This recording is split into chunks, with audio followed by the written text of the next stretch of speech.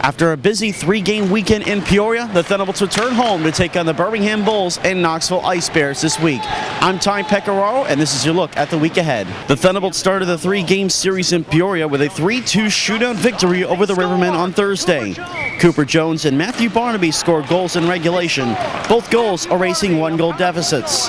In the shootout, Zane Jones and Austin Plovey picked up goals, while Brian Billett held the door shut on all four Rivermen attempts. Billett was the game's first star, stopping 41 of 43 shots in regulation and overtime, including a great save against Alec Hageman on a breakaway in overtime.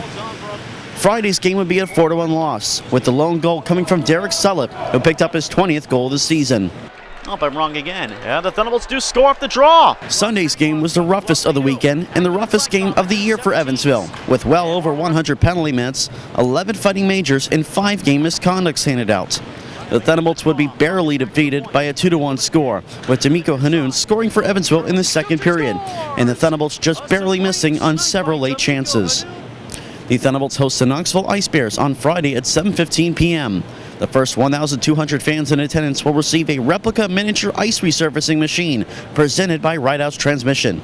After a day off on Saturday, the Thunderbolts host the Birmingham Bulls on Sunday night at 7:15 p.m. The Knoxville Ice Bears are 24-15-4, good for 52 points in third place in the SPHL standings. They are led in goals by Garrett Sargis, who has 17 goals, and Scott Cuthrell leads the team in points with 46. Their primary goaltender is Joseph Murdaka, who has a 15-6-1 record and a .919 save percentage. The Thunderbolts are 2-2-2 this season against Knoxville. The Ice Bears would defeat the Roanoke Railyard Dogs on Friday night on home ice by a 5-2 score, behind goals from Lucas Bombardier, Scott Cuthrell, Garrett Sargis, Stefan Mercado, and Dwyer Shantz. That's where they score! The following night's rematch was much closer, as Mercado, Cuthrell, and Anthony McVeigh scored in regulation, but Roanoke would force overtime. Josh Pietrantonio would emerge as the overtime hero with only 19 seconds remaining to win it for Knoxville 4-3. Circle across, Price back to a run in front, they score!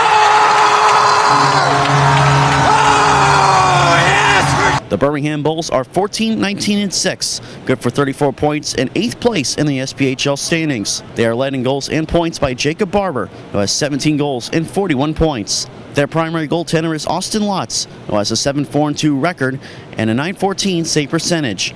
The Thunderbolts are 3-1 this year against Birmingham. On Friday, Birmingham would take a 2-1 lead in the first period against Huntsville, off goals from Mike Davis and Jacob Barber. What a goal! Russell Jordan would also find the back of the net later in the game, but the Havoc would storm back and take full control, winning 8-3. Milosic didn't even see it. It came right out in front. The Bulls would also fall in the following night's rematch, a 3-0 shutout for the Havoc. And a chance as a shot and a goal. On Tuesday against the Ice Flyers, Peter DeCoppy and Cole Stallard would score in the second period to build a 2-0 lead for the Bulls, before the Ice Flyers came back to tie in the third period.